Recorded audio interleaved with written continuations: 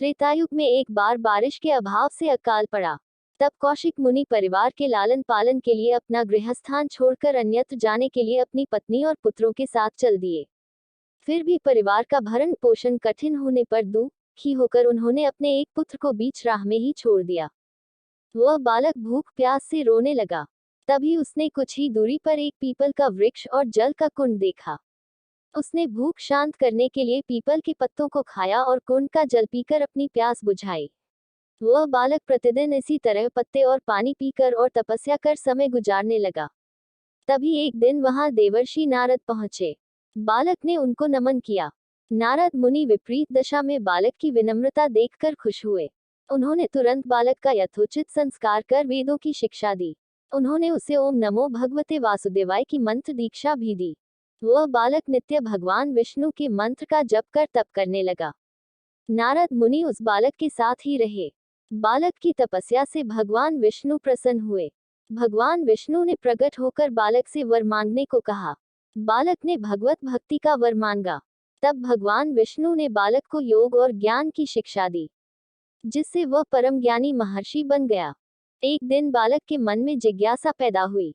उसने नारद मुनि से पूछा कि इतनी छोटी उम्र में ही क्यों मेरे माता पिता से अलगाव हो गया? क्यों मुझे इतनी पीड़ा भोगना पड़ रही है? आपने मुझे संस्कारित कर ब्राह्मण बनाया है, अतः मेरी पीड़ा का कारण भी बताएं। नारद मुनि ने बालक से कहा, तुमने पीपल के पत्तों को खाकर घोर तप किया है, इसलिए आज से तुम्हारा नाम पिप्पलाद रखता हूँ।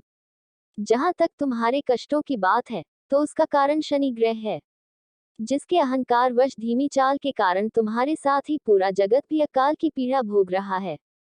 ये सुनकर बालक ने बहुत क्रोधित हो गया।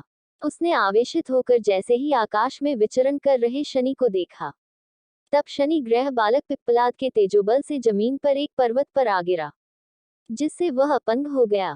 शनि की ऐसी दुर्दशा देखकर नारद मुनि खुश हो गए। उन्होंने सभी देवी देवताओं को ये दृश्य देखने के लिए बुलाया।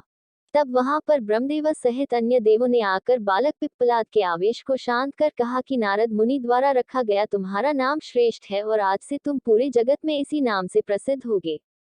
जो भी व्यक्ति शनिवार के दिन पिप्पलाद नाम का ध्यान कर पूरी श्रद्धा और भावना से पूजा करेगा, उसको शनि ग्रह के कष्टों से छुटकारा मिलेगा और उसको संतान सुख भी प्राप्त होंगे।